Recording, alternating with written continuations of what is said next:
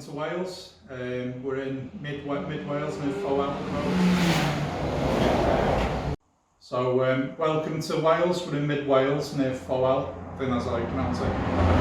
We're next to the busy main road, so you'll hear no road noise. I'm doing an Urbex tutorial this week. So we're going to go around a few of my favourite spots in Wales. There's some chapels, there's some mills, an abandoned farmhouse if we can gain entry to it. And maybe a little bit of a mine. So we're just going to go over composition, a bit of exposure blending. Yeah, I mean I love Urbex. Most of my shots are landscape, as you can see from Instagram, but this is where I started my photography, really doing the Urbex, the abandoned stuff. So we'll just go through that and see how we get on.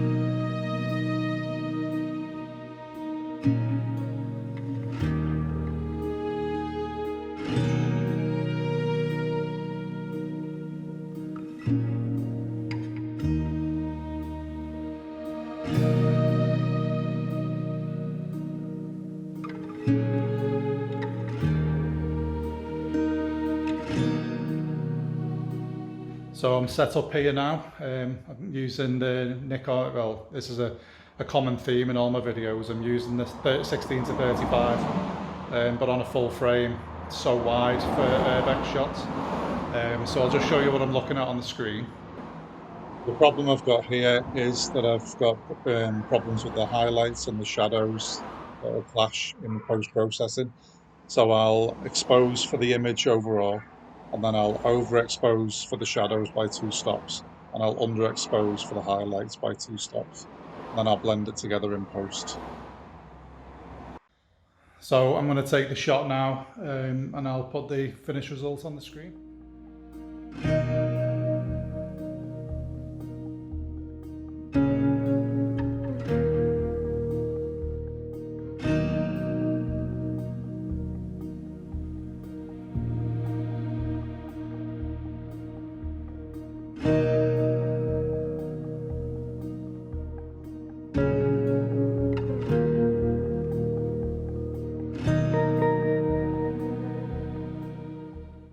So not only have I got the tripod shot with the multiple exposures, I mean there's 5 exposures I'm blending on that.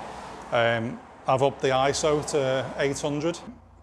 I'm doing this handheld, literally just because I can't get the position I want to be in, it's going to be handheld, but because the ISO is higher, it means that I can still have that fast shutter speed. So I'll put the end result on now for you.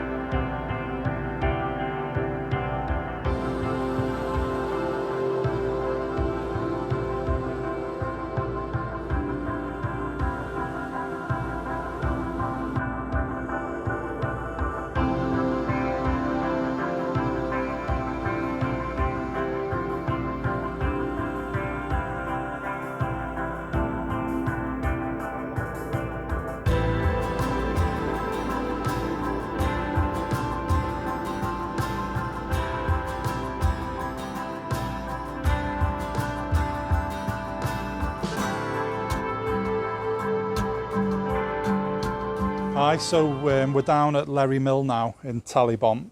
We've just had to climb down to this place. It's decrepit, fallen to pieces. It's probably a death trap just standing where I am right now. The floor's like wobbling where I am. But it's great, it's worth it. It's worth the risk.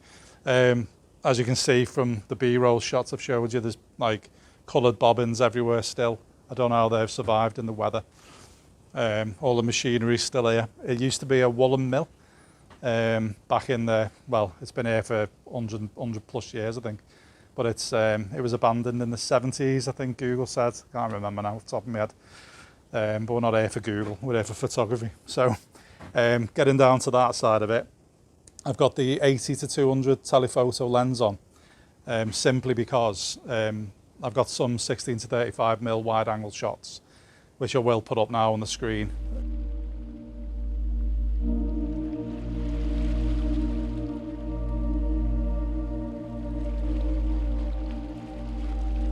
I think I'm more concentrating on the more detailed aspects of this place today. So I'm zooming in on the bobbins and on bits of machinery and bits of tools that are laying around. I'm at f6.3. And I'm at 40th of a second because the light shaft that's coming in needs a really fast exposure, but I'm also blending that with 1/3 of a second, and that's going to give me some background colour as well. So I'm exposure blending, I'm focus stacking as well, so I've got 2 or 3 exposures actually, so that it's detailed from front to back. Once I've done that, I'm going to actually use a fill light on these bobbins here. So I've got an LED fill light, which I use for more darker areas. And I'll light paint some of the bobbins, and that'll give them the colour they need. So I'll just go ahead and take this shot now. And I'll put the result on the screen. That's amazing.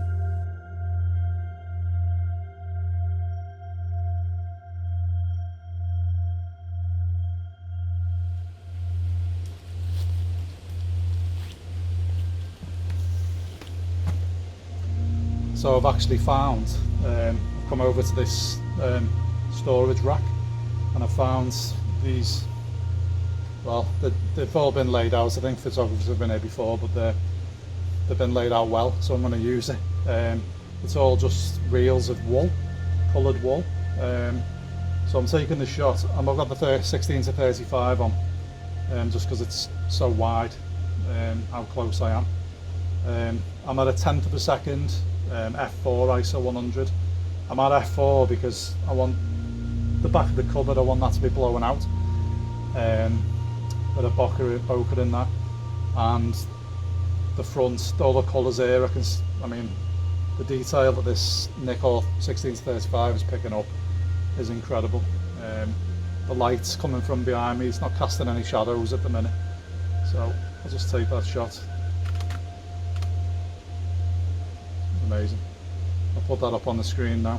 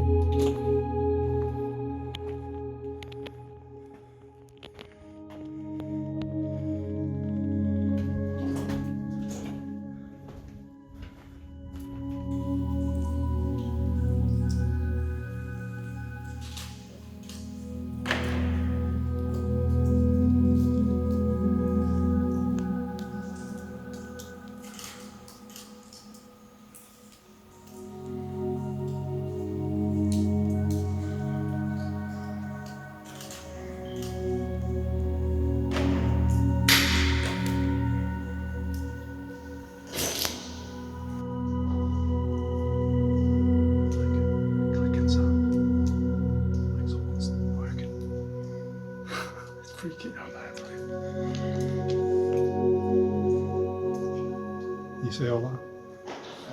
So we've come in. I'm going to take a couple of shots over there of the light shafts coming in.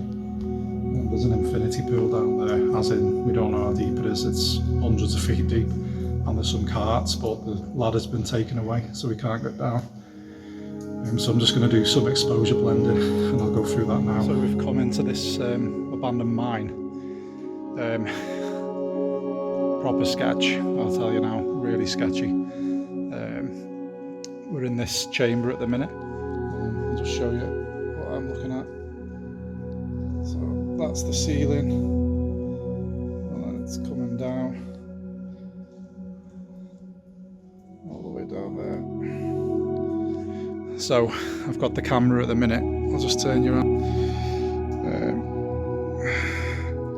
Camera's in portrait. It's going to take the first shot.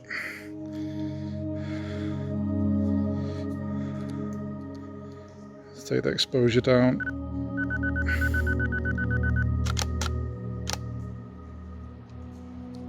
And then I'll take it right down to the 25th of a second.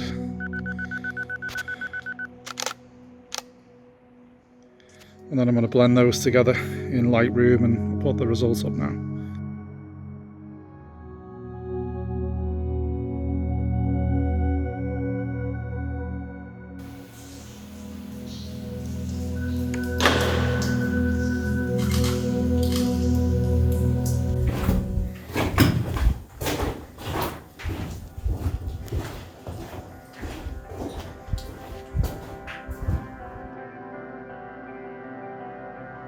So driving out of Upper Corris, just on the left, the last building that you'll see is a chapel called the Tin Chapel.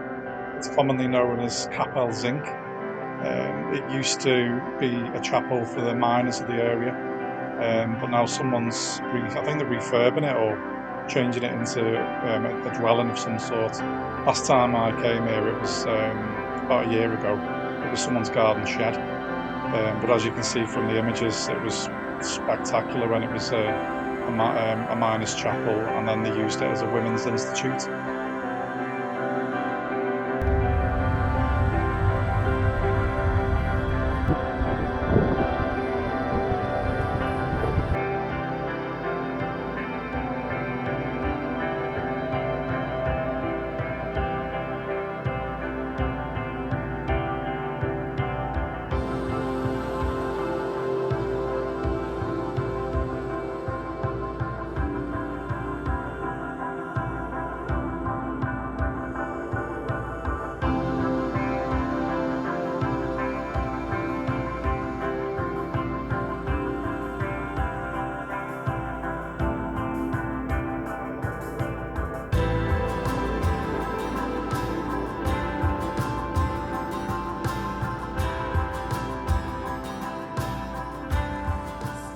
So we've come now to a chapel called Salem's Chapel, nicknamed the Blue Chapel because the paint on the walls is coming through like blue shade.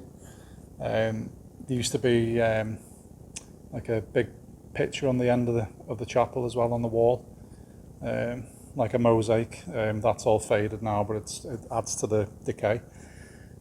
So I'm just framing up now. I'm just trying to get the whole chapel in with the remaining pews. I'm on f6.3, 20th of a second at the moment. There is a lot of light coming in through this window here. I'll just take the shot and then I'll show you on screen what it is.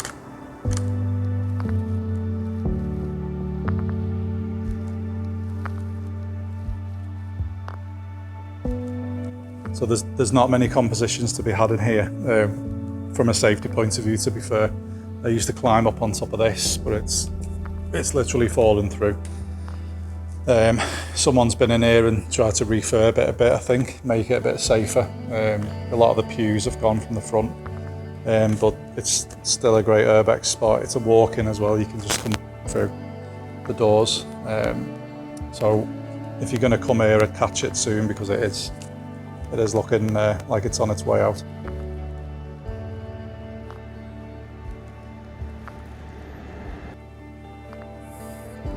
So I thought it was finished at this chapel, and I've just had a epiphany.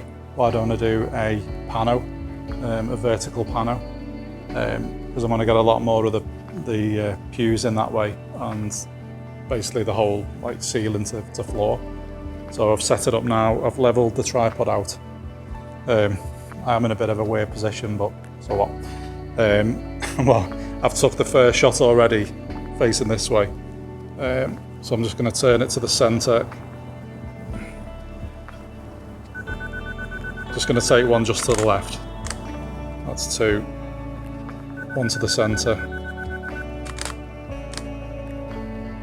Just 1 to the right for 4. And then 1 right into the light.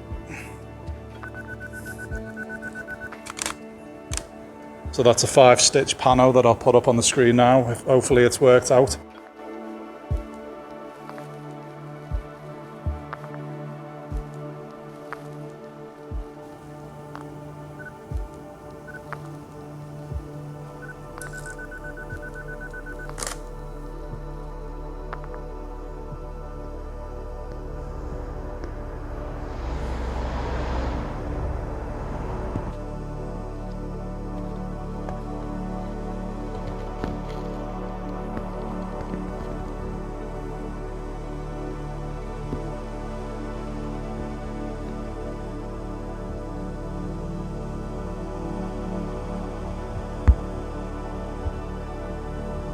So thanks a lot for watching.